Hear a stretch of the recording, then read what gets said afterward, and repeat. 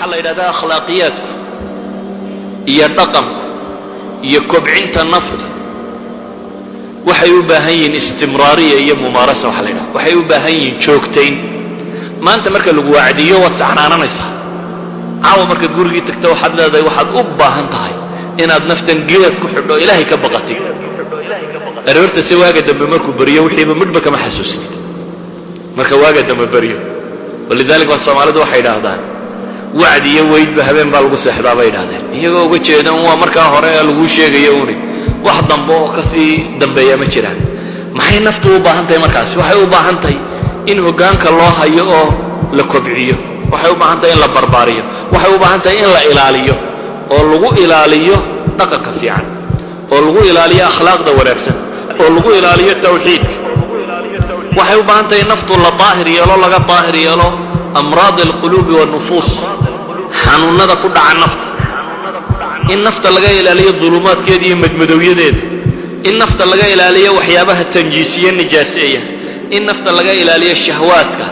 kuwa xisiga iyo kuwa macnawigaaba waxay u baahan tahay naftu in laga daahiro markaasi gaalnimo shirki riyaa nifaaq waxay u baahan tahay in laga daahir yeelo naftu magacdoon iyo maamustoon naftu xubbulburuus inaad muuqato bini aadamku iska jecel yahay walow wacdina ku muuqo in waa hebel hebel lagu yidhaahdo aad soo baxdo naftu waa iska jeceshahay laakiin soo bixistu khayr ma leh waxa khayr le qofku inuu mutawaadic yahay oo ilaahay ku xidhayay baa khayr leh idan nafta bini aadamka ahi shaytaanku hadduu kaa celin kari waayo khayrka wuxuu isku dayayaa khayrka inuu ku derdersiiyo adigoo khayrkii samaynaya haddana khayr bilaa ajara inuu kaa noqdo adigoo camalkiiba samaynaya inuu camalkaaga ka dhigo mid ikhlaas beelay ama mid magac iyo maamuus aad ku raadinaysay oo aan ilaahay agtiisa waxba aanad kaga helin bay nebigu salawaatu ullahi wasalaamu calayh aakhiro kuwa naarta loogu horshido maxaa ka mid ahaa waxaa ka mid ahaa buu nebigu yidhi ku wax bixin badnaa waxaa ka mid ahaa buu nebigu yidhi ku qur-aan akhris badnaa waxaa ka mid ah buu nebigu yidhi maxay ku jihaad dagaal badnaayoo geesi ahayoo jihaad ku dhintay saddexdaba naartaa lagu shidaa buu nebigu yidhi sababta markii nebiga la weydiiyeyna wuxuu tilmaamayay ka koowaad ilaahay baa wuxuu yidhaahdaa qur-aankii aan ku baray maxaad ku samaysay ilaa habeen iyo maalinba waa anigii akhrinayay buu yidhahdaa waxa alla uu ku yidhaahdaa waxaad tilahayd la yidhahda hebel waa nin qur-aan akhris badan dayntiina waa tii dadka ku yidhaahdeen magacumaad ku doonaysa iyo maamuus iyo hebel nin ka tajwiid fiican ama ka qur-aan fiican ama heblaayo say qur-aanka u qaybsan tahay jaa'isad kasta iyadaa qaadata intaa umaad ka rabtid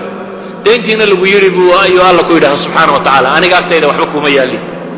kii adduunka badnaa baa la yidhahdaa maxaa waxa uu yidhaahdaa ilaah wanigii bixiyey wixii aad nimcay siisay waxaa lagu yidhahdaa waxaad u bixinaysay waxay ahayduun in la yidhahdo ninkaa hebel waa deeqsi hebel gacantiisu waa nin faxla oo gacantiisu kala baxsan tahay dayntiina lagu yidhi baa la yidhahda ilaah agtiisa waxba kuma lihid kii kale jihaadka ku dhintay waxaa la yidhahdaa waxaad u diriraysay uun in la yidhahdo ninkaa hebel waa geesi xaggu kaa xiga lagaaga soo dhici maayo dayntiina lagu yidhi baa la yidhahdaa idan xataa shaytaan hadduu kaa waayo inuu cibaadada kaa joojiyo wuxuu isku dayayaa markaad samayseen inuu ku derdersiiyo ku dhinac marsiiyo oo wixii ammaanta ahaa ee ilaahay agtiisa wax lagaga helayo waxaan ahayn inuu waxaagii ka dhigo idan waxaynu u baahanay nafta inaynu ilaalinno inaad naftu way sankay taagaysaa iyo madaxaad hoos u celiso ilaahay mutawaadic ilaahay aad u dhul dhigto walaalada aanay ka santaagin aad hoos u celiso magac iyo maamuustoona aanay doonin aad u diiddo naftu xuduudi nafs alanaaniya anaadu way tiro badan tahaye inaad anaa oo dhan ka joojiso wax allaale iyo waxa ay naftu rabto ee ay kugu qasbayso o dhan inaad u diidid idan naftu waxa ay doonaysaa way tiro badantahy meesha ay ku socotaana waa mahlaka waa dhul khatara waxaa loo baahan yahay naftan hoggaanka loo xejiyo inaad xaasidnimada ka ilaaliso oo bakhaylnimada ka ilaalisid oo isla weynida ka ilaalisid oo inay naftaadu ku cajab geliso aad ka ilaalisid oo adduun jacaylka aad ka dhowrtid oo hawo jacaylka aad ka dhowrtid ilaahay wuxuu tilmaamayay qoladii jannada gelaysay maxaa la yidhi faama man khaafa maqaama rabbi wanaha annafsa can alhawa maxaa ilaahay tilmaamay faina aljannata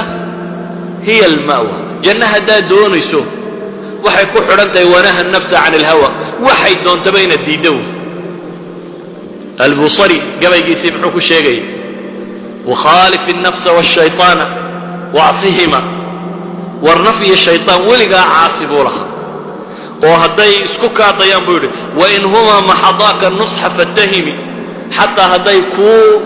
hadday shaydaan iyo naf isku kaadayaan inay kuu naseexeeyaan